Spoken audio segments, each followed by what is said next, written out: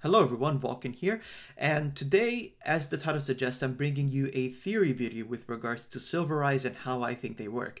Now, before I begin, I do want to apologize about the fact that I haven't gotten my live reaction video for episode 2 out, and the reason for that is basically because I lost the footage. While I was cleaning up my computer to just clear up some space in order to create more videos for the future eventually, I ended up accidentally deleting the footage of my live reaction and emptied the recycle bin before I realized what happened. So the footage has been lost to the Shadow Realm as far as I'm concerned.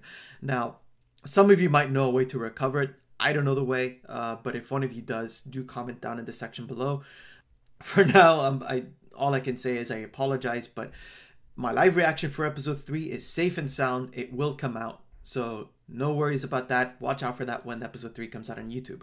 So with that out of the way, I want to explain what we know about Silver Eyes so far, which admittedly isn't much. Based on what Crow has told RWBY, it's an excessively rare ability that people have, and only seems to have an effect on Grimm and Maidens.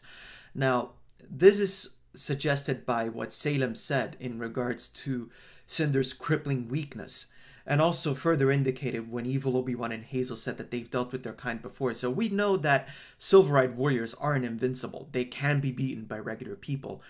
I know some people have said around the web that the fact that this is the case really cheapens RWBY's newfound skill and makes her not as special as she's supposed to be. But to me, it's really good because consider this. If a new villain shows up and they're not special in any way, for instance, they're not a maiden or they're not part Grimm like Salem seems to be, then RWBY would just be able to use her silver-eyed powers and defeat that new villain very easily like it's nothing. So what would be the point of that? What would be the point of introducing new villains to the story if RWBY could just defeat them without a second thought?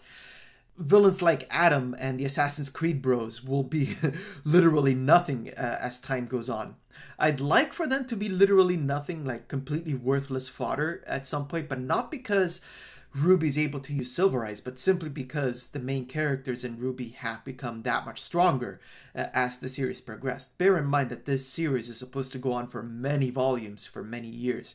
If RWBY was just able to use her Silver-eyed powers freely on anybody, then to me that would cheapen the quality of the story as a whole, as opposed to her RWBY just being special. So there's that. So the fact that Silver Eyes only has an effect on Maidens and Grimm suggests that there's a link between them. I mentioned in my review of episode 1 that they gain the source of their power, the source of the Maidens and Grimm's powers is the same. Or you could say that they derive their power from the same source or the same person. Now consider that Maidens have received their powers from a wizard. No semblance is able to do that kind of thing, to be able to give someone powers that people would only be able to use to a certain amount by using dust. That leads to the question of what exactly the wizard was, which brings me to Salem. Salem is supposed to be a reference to the witch hunts of Salem, so it's easy to guess. It's easy to assume that Salem is effectively the witch in the series. So who's to say, like I said before in the previous video, that the wizard looks as human as he appeared in the World of Remnant episode? So in other words, what I'm saying is that Maidens have the same type of power as the Grimm, at least according to my theory.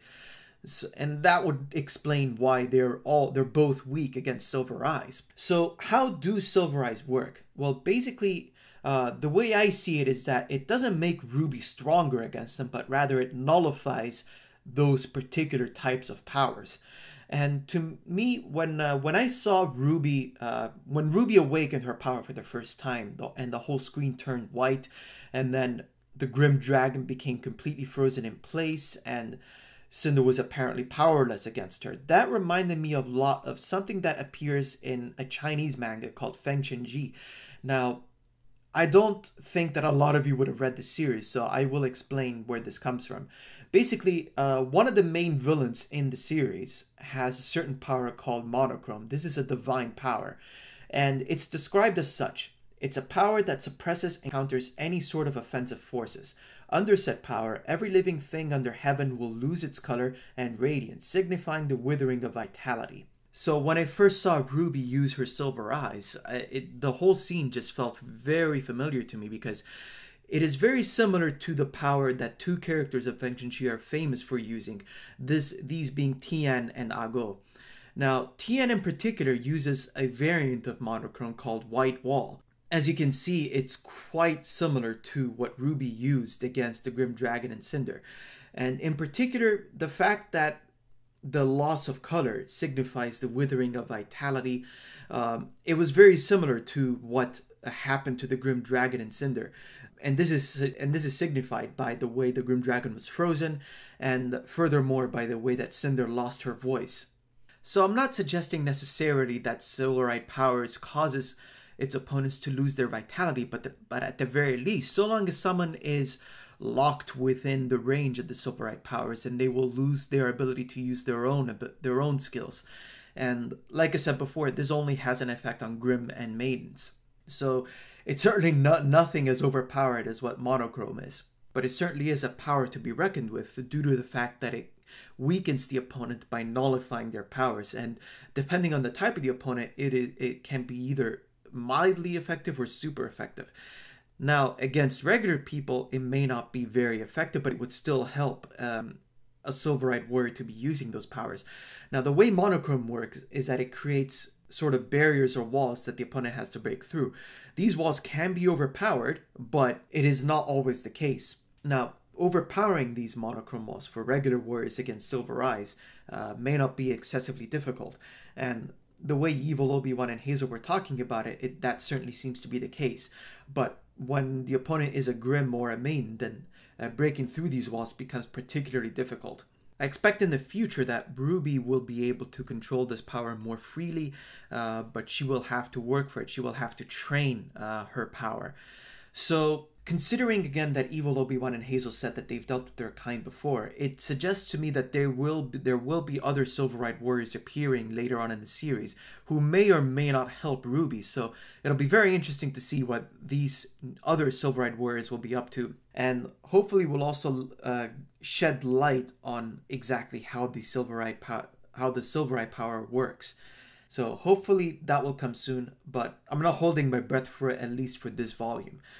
So let me know your thoughts down in the comment section below regarding how you think Silverite powers works, whether or not you think it was interesting, and hopefully it also piqued people's interest in reading Feng Chi, because I do highly recommend that series if you haven't read it. It's really good. It does get a little iffy as it goes to the end, but it is still worth reading. Highly recommend them once more. So like the video if you did, subscribe to my channel for more content, and I will see you next time.